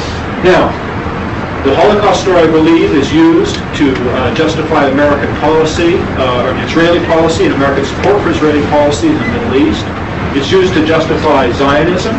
It's used as a vehicle to raise money for groups like the Simon Wiesenthal Center. And it's also, as various Jewish writers have said, it's used to reinforce a kind of mentality among many Jews that says, in effect, if the Germans can do this, then any people can. And we as Jews have to be permanently on guard because we can't trust anyone except ourselves. Because in this whole thing, they say, the whole of non-Jewish humanity carries this collective guilt, as you might have it in this. Now, to me, this is all nonsense. This is terrible. This is awful. It's a kind of religion. It's a kind of mythology. And it does not have a place in our society, particularly when these people demand and insist that our tax money go to support it. I have a question for Dr. Shermer.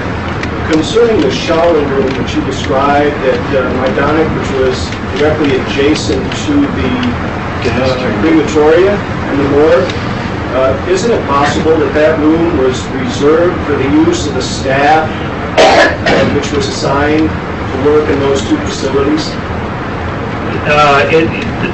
The wooden one I described with the window? Which was directly adjacent to the morgue and...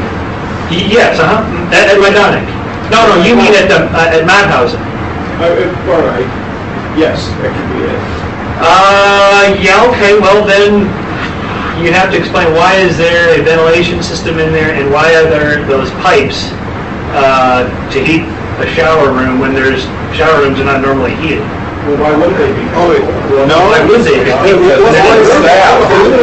Staff and not they're going to take better care of the staff, right? My first instinct would be to go right into a shower, particularly if I was working at a morgue or a crematorium.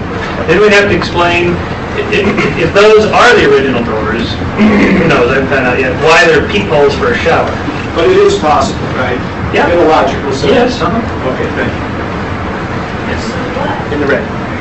Yeah, I just want to get this clear, because I don't have a lot of precise knowledge here. Maybe either one of you can clear this up. Supposedly, all the people that were gassed were cremated, or the vast majority of them, right? A lot burned in open pits and things like that. Okay. The crematoria broke down a lot. Where are all the remains from the crematorium and the other people that are gassed? Where are the mass of the remains? Where are they? Well, we're told they're dumped in rivers and buried in Even there, they ponds could and find them. they're now detritus. I don't know. Any supposed mass graves with, because you are aware that when they cremate somebody, that they don't incinerate the bones, because it does take such a high temperature to incinerate the bones, that is what is in your base, is the bones that's ground up. And have they ever found any of these, and cyanide will go into your calcium, I understand, of your bones, if you're poisoned with it. Have they ever done any autopsies after the fact on any of these bones to find that there was cyanide in the bones? Not one function. Your question is very good and very important. I think that alone, on this question of cremation, at least the Auschwitz extermination story falls apart. Dr. Arthur Butts, Northwestern University, devoted a lecture to this point. And this is an important point. The number of crematoria built at Auschwitz is simply not consistent with anything like an extermination policy. I mean, they claim now, because the crematoria obviously could not have been used to cremate as many bodies as has been alleged, they claim that instead bodies were burned in open pits. Well, the supposedly thoughtful and foresightful Germans didn't think to build these crematoria, supposedly, so they had to use these pits, which again raises some other questions. But open pits, bodies, only with great difficulty, if at all, can even be burned in open pits. But the very fact that if Auschwitz was designed or developed as an extermination center, nowhere was it built, were crematories built consistent with that purpose.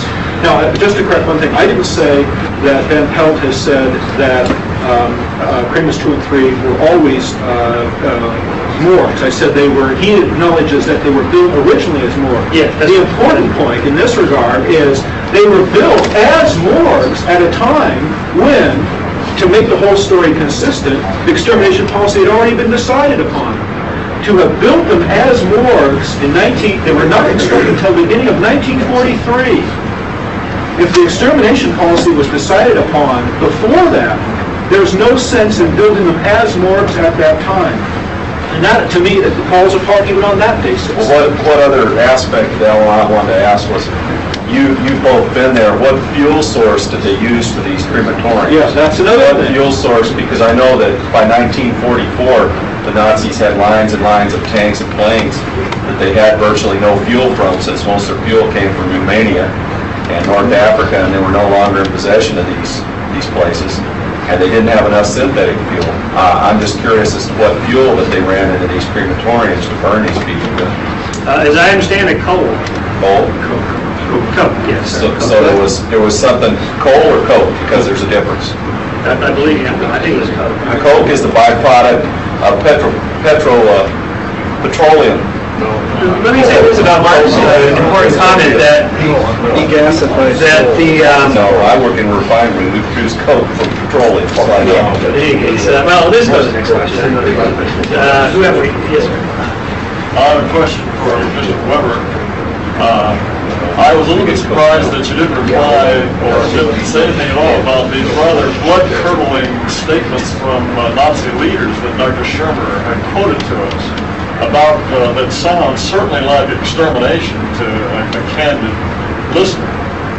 How does the revisionist position contemplate this kind of That's very important. There's a lot to be said about it, and it's difficult to compress it to answer it very quickly. The basic answer is that much of this is rhetorical, and much of it also is consistent with a very brutal treatment of the Jews, but not consistent, because we know from other things, of a policy to exterminate all the Jews of Europe. Other examples in history can be seen from this, but it's important, as Dr. Shermer said, not to go merely by what was said by this person or that person, because one can find statements that go the other way as well, or present a different thing, but by what actually happened to Jews.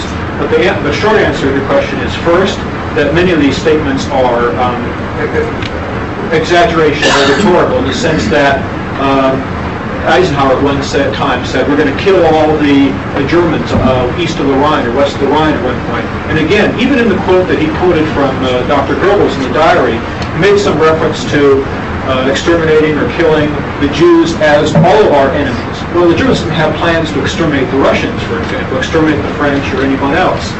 A lot of this is rhetorical. And it's also very important not to look at any of these quotations in the select way that Dr. Shermer has done, but to look at them consistent with other statements that are made at that same period of time.